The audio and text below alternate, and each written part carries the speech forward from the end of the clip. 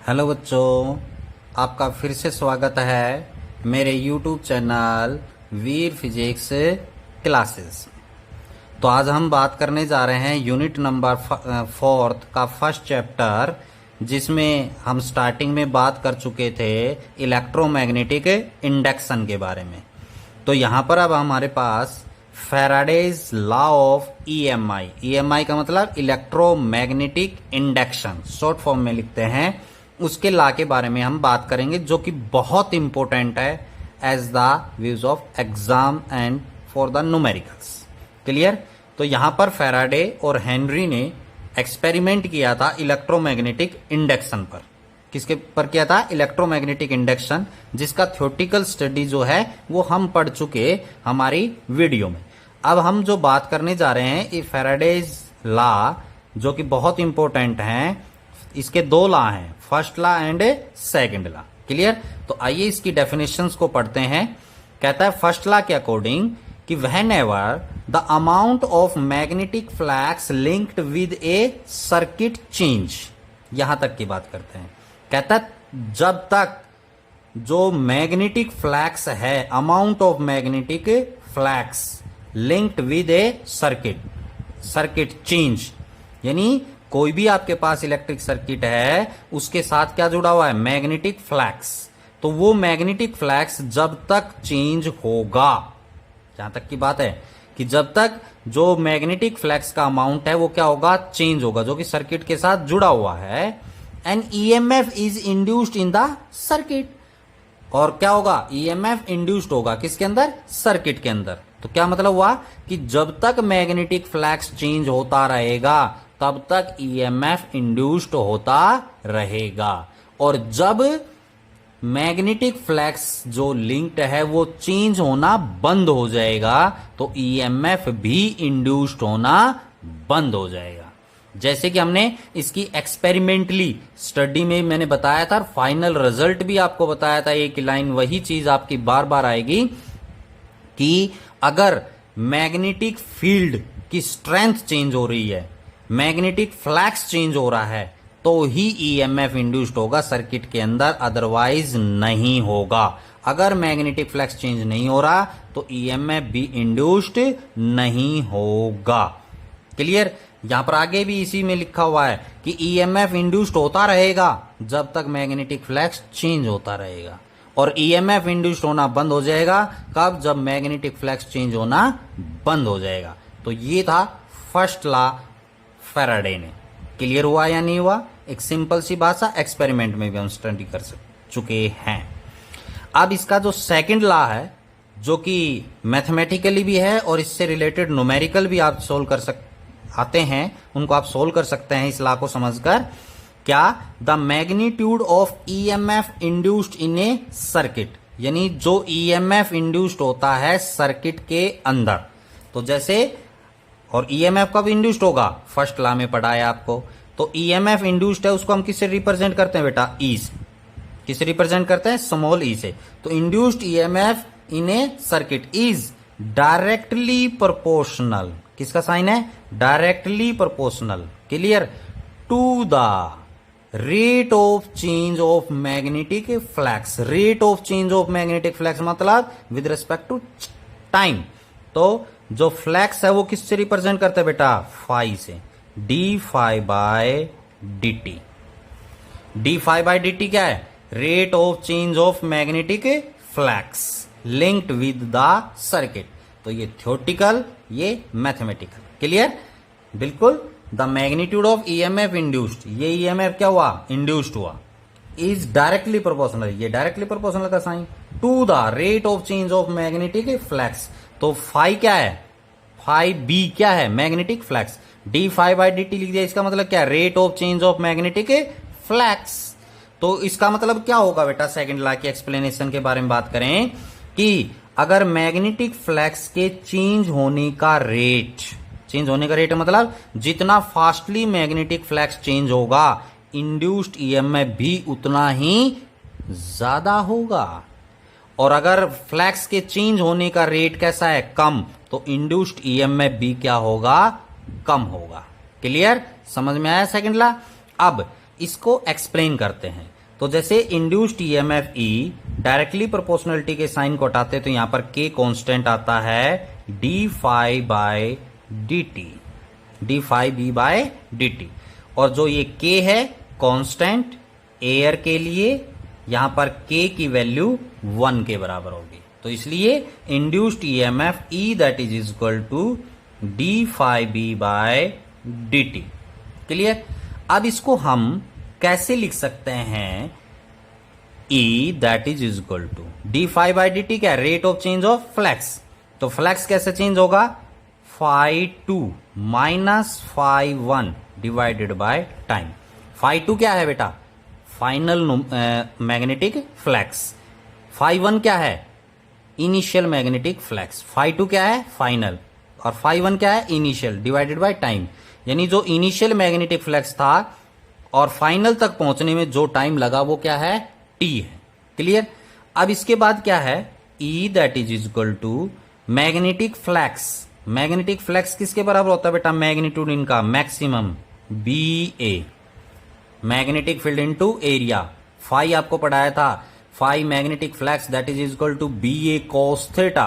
तो ये phi two है, यहां पर आपके पास बी ए टू माइनस, यहां पर आप लिख सकते हैं B A one divided by time.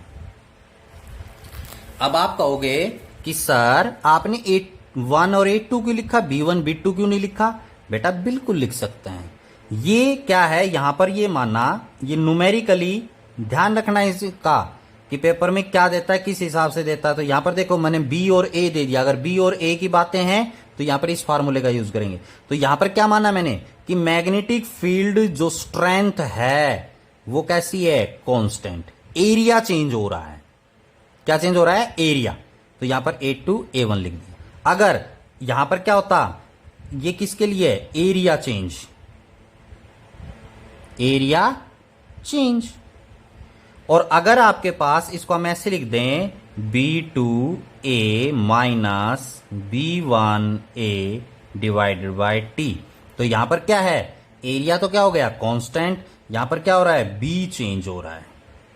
B क्या हो रहा है? चेंज। तो ये डिपेंड करता है कि हमारे पास सिचुएशन क्या है। हो सकता है दोनों चेंज हो रहे हो, मैग्नेटिक फील्ड भी चेंज हो रहा है और एरिया भी क्या हो रहा हो? चेंज। क्लियर। तो यहां पर आपके पास ये डिपेंड करता है, आपको अलग अलग मिलेगा कि फील्ड कांस्टेंट है तो ये लिखना है भैया एरिया चेंज हो रहा है, क्योंकि इस केस में भी फ्लक्स चेंज होना है, इस केस में भी फ्लक्स क्या होना है? चेंज होना है। क्लियर। तो वो डिपेंड करेगा। तो इसी फार्मूले को हम इस फॉर्म में भी लिख सकते हैं। वो डिपेंड करता है कि क्या चेंज हो रहा है। दोनों चेंज हो रहे हैं तो B2 A2 minus B1 A1। और अगर केवल मैग्नेटिक एरिया चेंज हो रहा है, मैग्नेटिक फील्ड स्ट्रेंथ है वो कांस्टेंट है, तो B सेम लिखना है। यहां पर अगर मैग्नेटिक फील्ड चेंज हो रहा है, एरिया कांस्टेंट है, तो A सेम लिखना है। क्लियर। वो आपके पास ये जो फॉर्मूले हैं, एक तो यहां से, एक ये वाला, ये डिपेंड करता है कि आपका फॉर्मूले में न्यूमेरिकल में क्या पूछ रखकर क्या गिवन है। तो उस केस में आप यहां से क्या निकाल सकते हैं? इंड्यूस्ड ईएमएफ आप कैलकुलेट कर सकते हैं। क्लियर होगी बात। और अगर दोनों चेंज है तो ये भी आपके पास लिख देता हूं B2 A2 minus B1 A1 divided by time T, यानी चेंज होने में कितना टाइम लगा। क्लियर। तो यहां पर चेंज रेट है, उसे यहां पर सेकंड लाके ये बातें बताई यहां पर कि change in flux, rate of change in flux. तो यहां से ये हो गया, इसके अंदर कुछ हमने क्या कर दिए? चेंजेस कर दिए। अब एक बात उठती है क्या कि सर हमने तो यहां पर इसी में फैराडे में देखा था E that is equal to minus d phi by d t. ये माइनस साइन कहां से आया? तो इसका अब हम डिस्कस कर रहेंगे इसके बारे में अभी किसके? लेंज लॉ में। किसमें? लेंज लॉ में। आइए हम बात करते हैं लेंज लॉ की। लेंज लॉ में क्या कहता है Lenz law? According to Lenz law, यानी लेंज लॉ के according the direction of induced current, यानी डायरेक्शन ऑफ इंड्यूस्ड करंट, यानी जो करंट इंड्यूस्ड हुआ, clear, is such that it opposes the change in magnetic flux responsible for its production. क्या मतलब हुआ? ये कह रहा है कि जो करंट इंड्यूस्ड होगा कब होगा? जब मैग्नेटिक फ्लक्स चेंज होगा।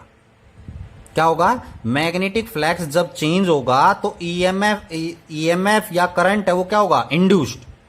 तो लेंजला कहता है कि भैया जो मैग्नेटिक फ्लक्स को चेंज करने के लिए जो रेस्पॉन्सिबल है, कौन है? मैग्नेटिक फ्लक्स को चेंज करने, यानी मैग्नेटिक फ्लक्स है वो किस कारण से चेंज हो रहा है, उसका कौन रिस्पॉन्सिबल है, वो हमेशा उसके चेंज का क्या करेगा? अपोज करेगा। चेंज का क्या करेगा? अपोज। ये लिख रखा मैंने। जो क्या है, फिर से मैं रिवाइज करवा देता हूं। According to Lenz law the direction of induced current, यानी जो करंट क्या होगा? इंड्यूस्ड, इज सच दैट, यानी जो करंट इंड्यूस्ड है उसकी जो डायरेक्शन है वो उसका क्या करेगी? अपोज। किसका अपोज करेगी? चेंज का। किसके चेंज का? जो मैग्नेटिक फ्लक्स को चेंज करने के लिए रेस्पॉन्सिबल है उसका क्या करेगी? अपोज। इसलिए जो Faraday second law of electromagnetic induction है उसमें induced EMF E that is equal to minus d phi by d t लिखा जाता है।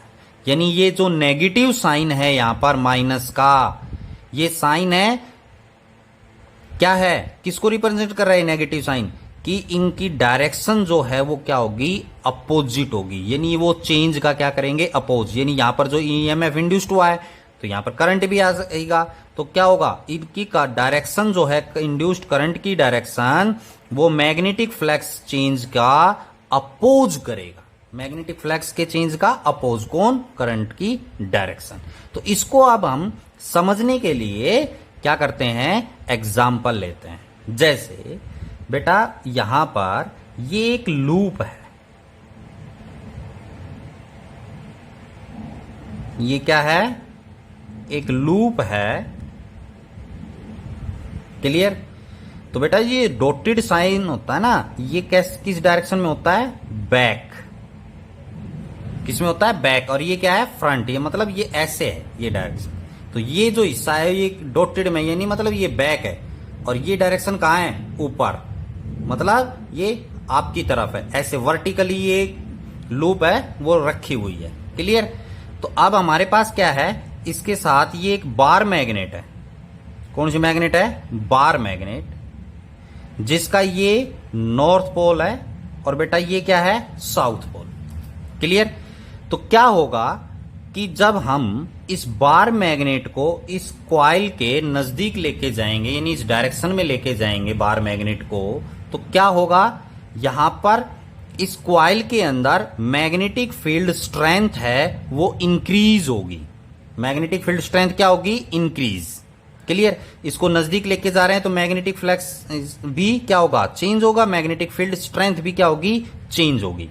तो यहां पर अकॉर्डिंग टू फैराडे लॉ और फैराडे और हेनरी के एक्सपेरिमेंट के अकॉर्डिंग इस लूप में क्या होगा?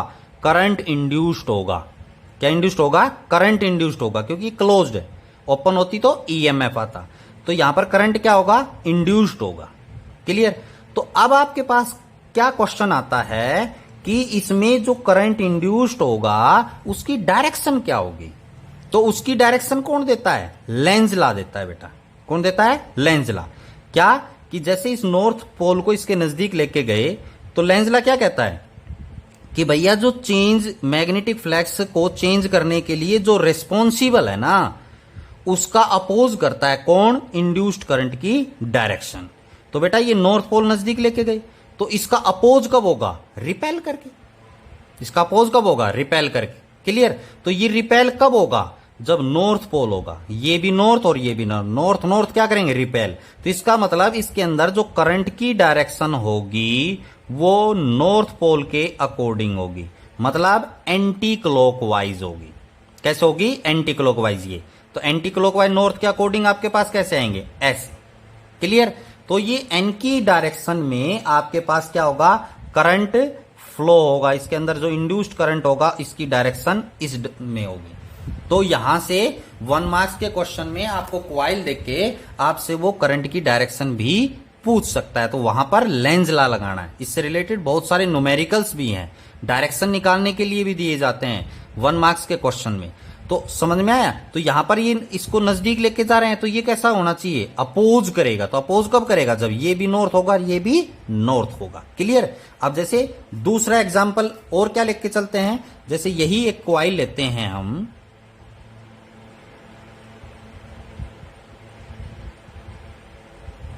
क्लियर? यहां पर आपके पास क्या है? वही बार मैग्नेट। ये पोल कौन सा है? नॉर्थ। ये कौन सा है? साउथ। अब हम क्या कर रहे हैं सेकंड केस में समझाने के लिए कि इस बार मैग्नेट को दूर लेके जा रहे हैं। तो दूर लेके जा रहे हैं तो यहां पर इस कॉइल के अंदर क्या होगा? मैग्नेटिक फील्ड स्ट्रेंथ चेंज होगी, फ्लक्स भी क्या होगा? चेंज। तो जिसकी वजह से इस कॉइल के अंदर क्या होगा? करंट इंड्यूस्ड होगा। क्या इंड्यूस्ड होगा? करंट। तो अब लेंज लॉ के अकॉर्डिंग हम यहां पर करंट की डायरेक्शन निकालेंगे। तो देखिए ये नॉर्थ पोल है, यहां से इस कॉइल से कहां जा रहा है? दूर जा रहा है या नहीं जा रहा है? तो लेंज लॉ क्या कहता है? ये दूर जा रहा है, जिसकी वजह से यहां पर फ्लक्स चेंज हो रहा है। तो क्या कहा? फ्लक्स के चेंज के लिए जो रिस्पॉन्सिबल है कौन? ये बार मैग्नेट का नॉर्थ पोल रिस्पॉन्सिबल है जो दूर जा रहा है। तो इसके अंदर जो करंट इंड्यूस्ड होगा वो इसको दूर जाने से रोकेगा। कब रोकेगा? जब इस कॉइल के अंदर साउथ की डायरेक्शन में करंट इंड्यूस्ड हो। किसकी डायरेक्शन में? साउथ। क्योंकि ये क्या है? नॉर्थ। ये क्या है? साउथ। तो नॉर्थ साउथ आपस में क्या करेंगे? अट्रैक्ट। तो यहां पर इसको दूर जाने का क्या होगा? अपोज होगा। यहां पर नजदीक जा रहा था तो यहां पर क्या हुआ? North north. क्योंकि नजदीक जा रहा है उसकी वजह से रिस्पॉन्सिबल कौन है? नजदीक जा रही है बार मैग्नेट, तो उसका क्या करेगा? अपोज। तो उसका अपोज करेगा तो क्या होगा बेटा? यहां पर दोनों नॉर्थ होंगे, रिपेल करेगा। ये दूर जा रहा है तो इसको दूर जाने से रोकेगा, अपोज करेगा। तो दूर जाने से कब रोक सकता है? जब इस कॉइल के अंदर करंट की डायरेक्शन साउथ हो, मतलब क्लॉकवाइज डायरेक्शन। कैसी डायरेक्शन?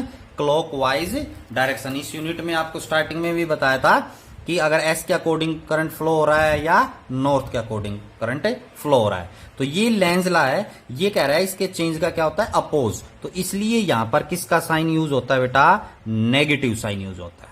तो अब इसी लेंज लॉ का प्रयोग करके आप डायरेक्शन भी निकाल सकते हैं। जैसे एग्जांपल देता हूं आपको कि जैसे यहां पर ये एक वायर है, इसमें से करंट पास हो रहा है आई। करंट क्या हो रहा है? आई पास हो रहा है। और ये एक कॉइल रखी हुई है इसके ऊपर, एक कॉइल है इसके ऊपर रखी हुई है।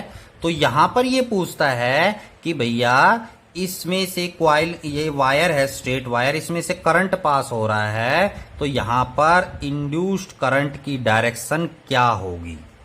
इस कॉइल में करंट की डायरेक्शन क्या होगी? करंट इंड्यूस्ड होगा। तो बेटा यहां पर ध्यान देना है, लिखेगा वो क्वेश्चन में जरूर कि आई है वो इंक्रीज हो रहा है या डिक्रीज। जैसे मैं मानता हूं कि इसमें करंट है वो फ्लो हो रहा है आई, जो कि इंक्रीज हो रहा है। क्या हो रहा है? इंक्रीज। ये बातें लिखेगा, क्योंकि अगर करंट है कांस्टेंट रेट पे फ्लो हो रहा है तो यहां पर इस कॉइल में करंट या ईएमएफ इंड्यूस्ड नहीं होगा, क्योंकि कोई भी फील्ड चेंज नहीं होगा। तो आप ध्यान देना है। तो यहां पर इसमें लिखेगा कि ये एक वायर है, let us consider a wire from which I current is pass and current is increase. तो करंट इंक्रीज हो रहा है तो यहां पर जो मैग्नेटिक फील्ड है, मैग्नेटिक फील्ड की स्ट्रेंथ है वो भी इंक्रीज होगी। वो भी क्या होगी? इंक्रीज। तो आप निकालोगे कैसे? तो यहां पर किसकी डायरेक्शन निकालनी है? मैग्नेटिक फील्ड की पहले। तो राइट हैंड थंब रूल, बिल्कुल राइट हैंड को सीधा करना है और थंब को किसकी डायरेक्शन में करना है? करंट की में। और मैं जो फिंगर है उनको फोल्ड करेंगे तो वो डायरेक्शन किसकी होगी? मैग्नेटिक फील्ड की। तो इसको समझाता हूं मैं आपको। जैसे करंट की डायरेक्शन कैसे है? ऐसे है। तो थंब आपके पास हो गया ये ऐसे इस डायरेक्शन में। तो यहां पर निकालना है हमने मैग्नेटिक फील्ड, तो इस कॉइल में, और कहीं पे ध्यान नहीं देना आपने, यहां पर निकालना है। क्लियर? तो आप देखो करंट की डायरेक्शन में थंब हो गया, उसके बाद फिंगर फोल्ड करनी, तो फिंगर फोल्ड होकर कहां आएंगी? ऊपर की तरफ। कहां आएंगी? ऊपर, ऐसे अपवर्ड डायरेक्शन में। आ रही है या नहीं आ रही है? तो यहां पर जो मैग्नेटिक फील्ड की डायरेक्शन होगी, यानी यहां पर बी होगा, वो अपवर्ड होगा। बी क्या होगा, अपवर्ड। क्लियर, यहां पर ध्यान देना है। तो यहां पर मैंने क्या कहा, करंट की डायरेक्शन क्या हो रही है, इंक्रीज, तो मैग्नेटिक फील्ड की डायरेक्शन, मैग्नेटिक फील्ड स्ट्रेंथ है वो भी क्या होगी, इंक्रीज होगी। तो बेटा अगर इंक्रीज हो रहा है यहां पर करंट, तो यहां पर इंड्यूस्ड करंट की डायरेक्शन निकालने के लिए अपोजिट लेना है बी की डायरेक्शन को। कब, जब ये इंक्रीज हो रहा है तब अपोजिट लेना है। क्लियर हुई बात या नहीं हुई? तो मतलब ये अपवर्ड है, तो डायरेक्शन निकालने के लिए यहां पर किसका यूज करेंगे, क्या मानकर यूज करेंगे, इनवर्ड। क्यों, ये इंक्रीज हो रहा है। अगर ये करंट की डायरेक्शन वो कहता है भैया डिक्रीज हो रही है, क्या हो रही है, डिक्रीज, तो मैग्नेटिक फील्ड की डायरेक्शन आप सेम लेंगे। ये डायरेक्शन निकालने के लिए इस चीज का ध्यान रखना है आप लोगों ने कि अगर करंट डिक्रीज हो रहा है तो मैग्नेटिक फील्ड की डायरेक्शन सेम लेनी है। क्लियर, और अगर करंट की डायरेक्शन इंक्रीज हो रही है तो अपोजिट लेनी है, जो मैग्नेटिक फील्ड की डायरेक्शन आएगी उससे अपोजिट, और डिक्रीज हो रही है तो क्या लेनी है, सेम। तो यहां पर करंट की डायरेक्शन क्या हो रही है, इंक्रीज, तो मैग्नेटिक फील्ड की डायरेक्शन क्या है, अपवर्ड। आपने लेनी कौन सी है, इनवर्ड, मतलब अंदर की तरफ। तो यहां पर कौन सा यूज करेंगे, राइट हैंड रूल ही। तो अब थंब को सीधा रखना है, हाथ को भी सीधा रखना है। अब थंब को किसकी डायरेक्शन में करना है, मैग्नेटिक फील्ड की डायरेक्शन में। तो मैग्नेटिक फील्ड डायरेक्शन कहां है, अंदर, ऐसे नीचे, कहां है, डाउनवर्ड, इनवर्ड लेनी है, बिल्कुल perpendicular inward. After that fold your finger, आपने फिंगर को क्या करना है, फोल्ड। तो फिंगर कैसे फोल्ड हो रही है बेटा, क्लॉकवाइज। तो यहां पर जो करंट इंड्यूस्ड होगा उसकी डायरेक्शन क्लॉकवाइज, उसकी डायरेक्शन क्या होगी, क्लॉकवाइज। अब जैसे यही एक वायर आपके पास दे रखा है, इसमें जो करंट है वो क्या हो रहा है, डिक्रीज, क्या हो रहा है, डिक्रीज। तो इस क्वाइल में आपके पास क्या हुआ है, करंट की डायरेक्शन निकालनी है। तो देखो करंट आई है, ऐसे है, तो इसमें डायरेक्शन कैसे आएगी, अपवर्ड, कैसे आएगी, अपवर्ड ही, बी की डायरेक्शन कैसे आएगी, अप। ठीक है, तो करंट क्या हो रहा है, डिक्रीज, तो ये अप वाली ही डायरेक्शन सेम लेनी है। तो आप क्या करेंगे, थंब को मैग्नेटिक फील्ड की डायरेक्शन में यहां पर इस क्वाइल पर रखेंगे, थंब कहां जाएगा, ऊपर। After that fold your finger, तो ये क्या हो जाएगा, एंटी क्लॉकवाइज। तो यहां पर इसका ध्यान रखना है, राइट हैंड ही अगर आप यूज कर रहे हैं तो यहां पर आपको क्या करना है कि अगर करंट इंक्रीज हो रहा है या कोई और कारण है जिसमें मैग्नेटिक फील्ड स्ट्रेंथ है वो इंक्रीज हो रही है, तो उसकी डायरेक्शन मैग्नेटिक फील्ड की अपोजिट लेनी है। और अगर डिक्रीज हो रही है तो क्या लेनी है, सेम डायरेक्शन लेनी है, और उससे राइट हैंड थंब रूल का आपने यूज कर करंट निकालना है। क्लियर, तो ये आपके पास कुछ बातें थी जैसे लेंज लॉ से रिलेटेड। और बेटा लेंज लॉ से रिलेटेड और बातें क्या आती है कि यहां पर लेंज लॉ के अंदर जो, जैसे हमने Faraday law of electromagnetic induction पढ़ा उसमें भी, और लेंज लॉ में भी आपके पास क्या है कि मैकेनिकल एनर्जी जो ना, कौन सी, मैकेनिकल एनर्जी, कल एनर्जी इसमें चेंज होती है किसके अंदर, इलेक्ट्रिकल की। कौन सी एनर्जी में चेंज होती है, इलेक्ट्रिकल एनर्जी में चेंज होती है। यहां पर mechanical energy change into the electrical energy. Clear, अब आपके पास क्या है, एक और बात बता देता हूं, अगर जैसे मैग्नेट है या फील्ड है वो चेंज नहीं हो रहा, तो वर्क क्या होगा, जीरो, वर्क क्या होगा, जीरो। और जब वर्क जीरो है तो इसका मतलब इलेक्ट्रिकल एनर्जी या इंड्यूस्ड ईएमएफ भी क्या होगा, जीरो। क्यों, क्योंकि यहां पर मैकेनिकल एनर्जी है वो चेंज हो रही है इलेक्ट्रिकल में। क्लियर, तो जब आप काम ही नहीं करेंगे, कोई मोशन ही नहीं होगा, कोई चेंजेस ही नहीं होगा, तो मैकेनिकल एनर्जी क्या है, जीरो। और जब मैकेनिकल एनर्जी जीरो है तो इसका मतलब इलेक्ट्रिकल जो एनर्जी है वो भी क्या होगी, जीरो होगी। क्लियर, तो ये कुछ बातें जुड़ी हुई थी लेंज लॉ से रिलेटेड और Faraday law of electromagnetic induction से related. Clear, thank you and have a nice day. और प्लीज आपसे रिक्वेस्ट है कि मेरे चैनल को सब्सक्राइब और लाइक करना ना भूलें। Thank you and have a nice day.